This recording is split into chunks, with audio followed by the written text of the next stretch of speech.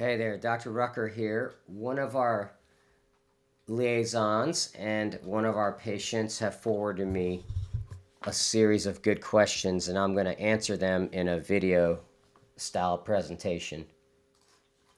The series of questions that I'm going to address regard a patient question, which is as follows.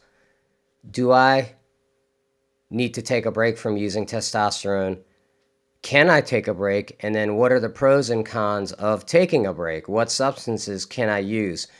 This concept and term is known in the bodybuilding arenas as cycling off.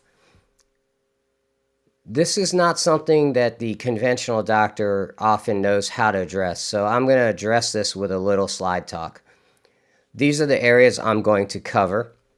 I put this slide at the beginning and the end of my talk, as this is what I'll be reviewing for you. These are the conclusions. You can read them, but I'm going to go over them one by one at the end of my talk. I think on this slide, the most important feature is on the left. There is no one size fits all. So I'm going to cover that. So we're going to move to the next slide. So you can see sometimes I take little bullet points from the internet because they're great platforms to have discussion. This is a December 2023 forum or blog post talking about post-cycle therapy, the bodybuilder's guide. And I agree with one of their conclusions here that what matters here is the age, how long the cycle is, what products you're using, and what dose. I totally agree with that. And these are different things that are available for post-cycle therapy: aromatase inhibitors, SERMs, and HCG, androgen blocking agents. And this some of the information that was covered. The first slide here was from another blog article. I like this graphic. This is an example of something you can use. Some patients can use enclomiphene. You can also use Clomid. These are selective estrogen blockers.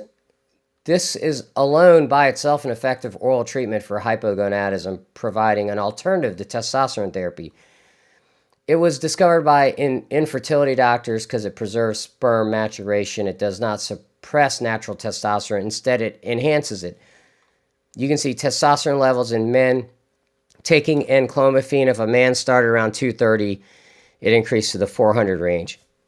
That's not a bad agent for post-cycle therapy.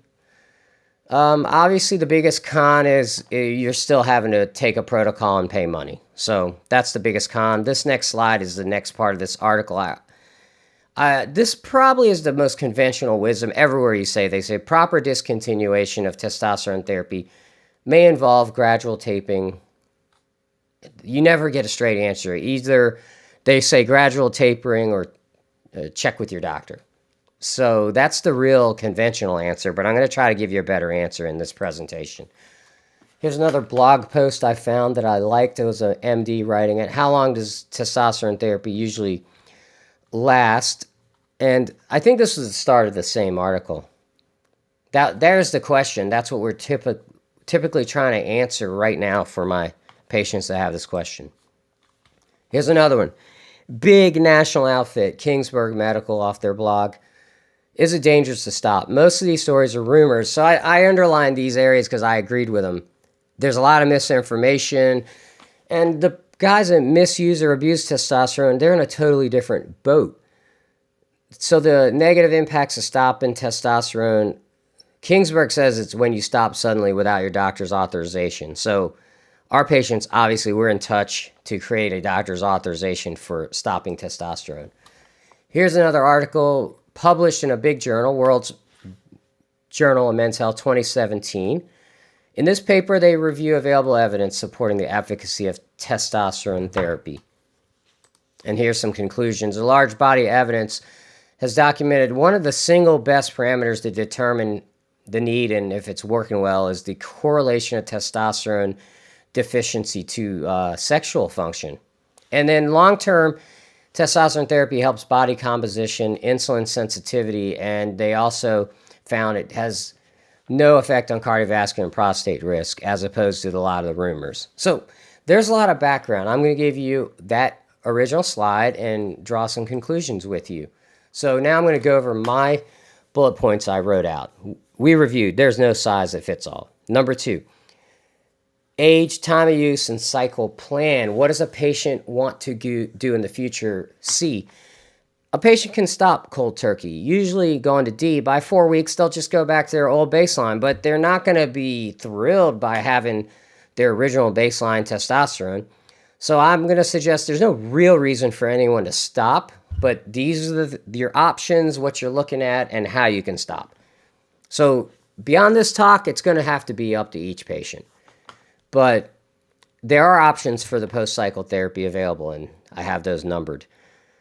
F, the cessation of testosterone therapy will improve any chance that testosterone is diminishing infertility. It will stop anybody who has an enlarged prostate already who's seeing some urinary symptoms. It'll stop the process of testosterone increasing the patient's hemoglobin, and it will stop the process of testicular atrophy because the testicles go a little bit dormant, and by doing post-cycle therapy or rounds of testosterone cessation, you will see parameters in all this F section improve. So there's a benefit.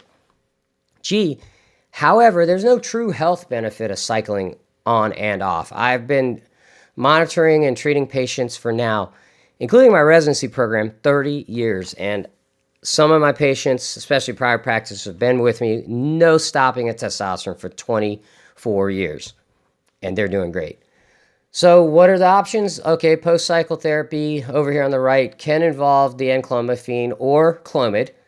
Clomid's a little less expensive, a little less specific. Dosing that respectively. A patient could stop 4 weeks, 12 weeks, 6 months. It's up to each patient. Bodybuilders have used Nolvadex. I've used it in rare cases. I don't use it much.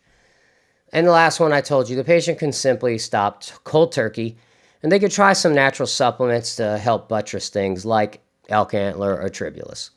So I hope this talk helps you to determine your decisions, and I think the final conclusion, there is no absolute right answer. It's going to have to be a patient-mediated answer. Thank you for watching and listening.